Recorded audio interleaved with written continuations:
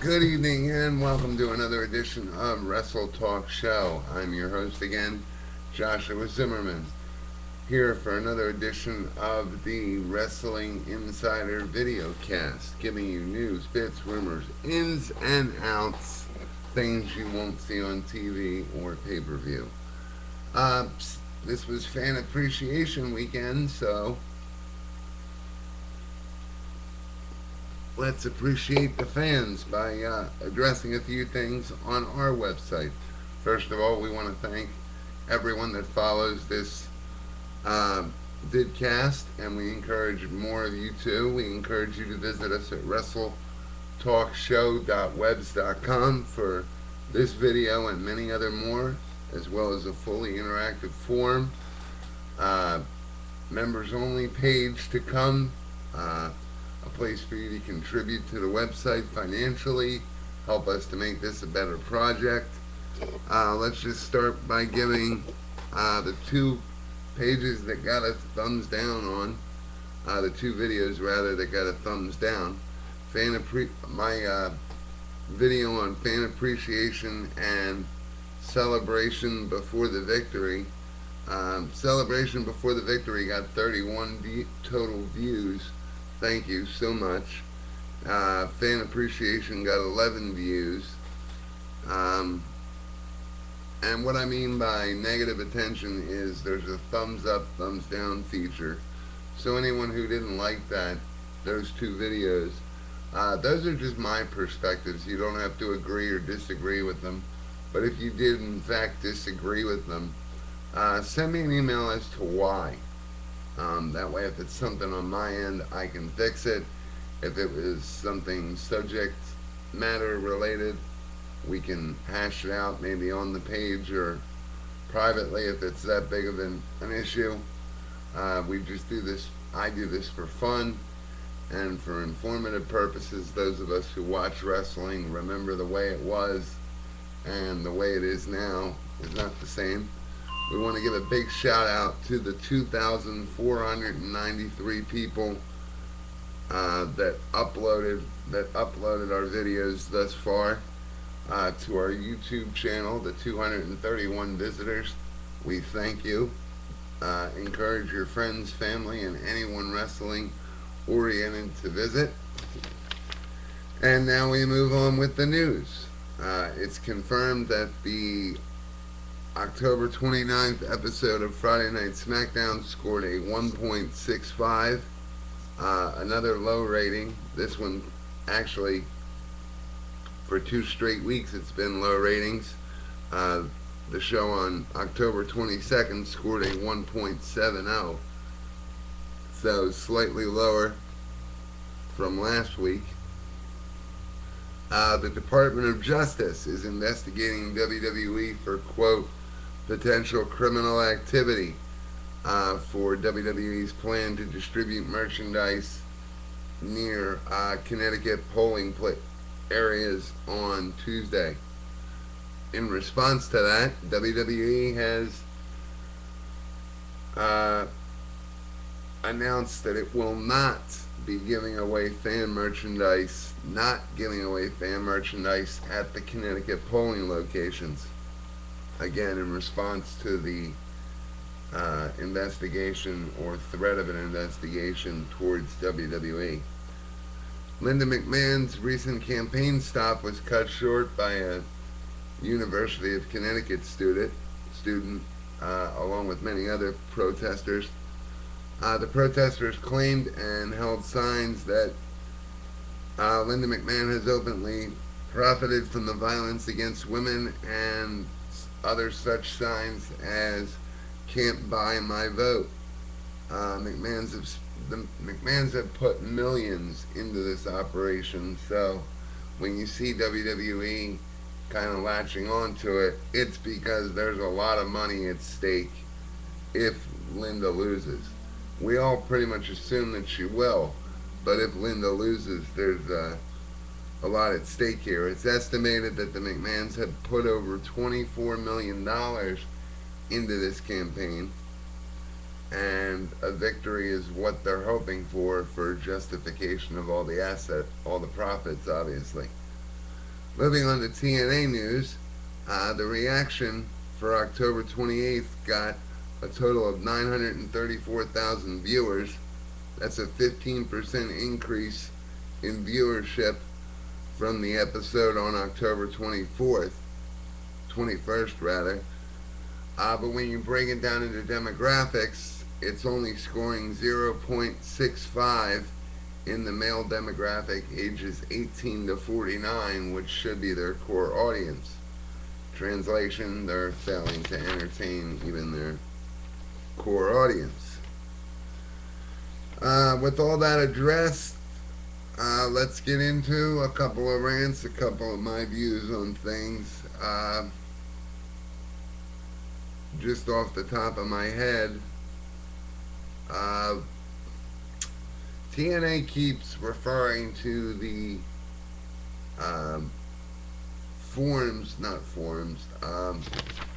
fan votes, polls, whatever you want to call them, on what inspired them to bring back ECW a second time around when McMahon had obviously not done it the right way the first time. I mean, in my opinion, there was a right way to do that. I just think that Vince wanted to buy out WCW, wanted to buy out its competition. Hell, like I said in a previous video, one of the original videos, all Vince McMahon had to pay for ECW was a couple $100,000. I believe it was 200 and some odd $1,000, and that was basically just to cover all the ECW debt that had accumulated towards the end when Heyman wasn't able to pay wrestlers, but wrestlers were still working because they honored their storylines. You know, back when wrestling meant something and more than just a paycheck and how much TV time you get. It was actually about entertainment. But Vince was too focused on buying out the competition and being the only one in charge, whereas I mentioned before, he could have run all three companies and cashed in all their checks, but keep everybody around and still make it look like there's competition among the three, or the two if you don't consider. You can make ECW your weekend wrestling show and keep WCW, WWE going through the week. This way the wrestling fan gets a full week of wrestling entertainment. You figure give 2 shows to each brand, and you'd have wrestling all week. And also take the time and build up your pay-per-view and stop this split thing. Let everything run into one, and the climaxes for the feuds can come to a head at the pay-per-view, therefore justifying a $45 purchase, especially when you're competing against real fighting like MMA. But no, the goal was to not make these better wrestlers. It was to field out the wrestlers Vince liked, which are big muscular guys, and outside of the Dudleys and the popular ones he either got by name or by what they did collectively for the previous brand plus WWE. He didn't want to see any of it build. He cut back that roster. Within 2 years, the brand split between Raw and SmackDown. They had enough things, and ECW wound up having its curtain call earlier this year. But it's a shame to see it go that way, because it could have been different. It was supposed to be the hardcore style of wrestling, and because it didn't fit Vince's PG rating, it got watered down. It got put on Sci-Fi, watered down. People that weren't even, I want to say, grandfathered into ECW were winding up being the champions, camera-friendly champions, instead of people that could give you a good match / ass beating. Hell, that's how RVD became popular. The transition wouldn't have been as smooth if he didn't have his background in ECW. But that wasn't the end game. Then, once WWE had destroyed it and mutilated it, TNA picked it up. But the only problem here is Vince did such a horrible job that if you weren't going to do it right from the beginning of the time you conceived the idea, there was no point in doing it at all. Because it attracts an older crowd. You have to do it right. It's been gone for so long. People need to catch up with it again. You need to establish the following again. And when you have a brand like TNA that ends televised events abruptly with no resolution, carries things out, and then with no resolution, no follow through, you can have a match and these two guys hate each other, but then the next day they're in a tag team. They do not pay attention to detail, and that is why this is flawed. And when you hear about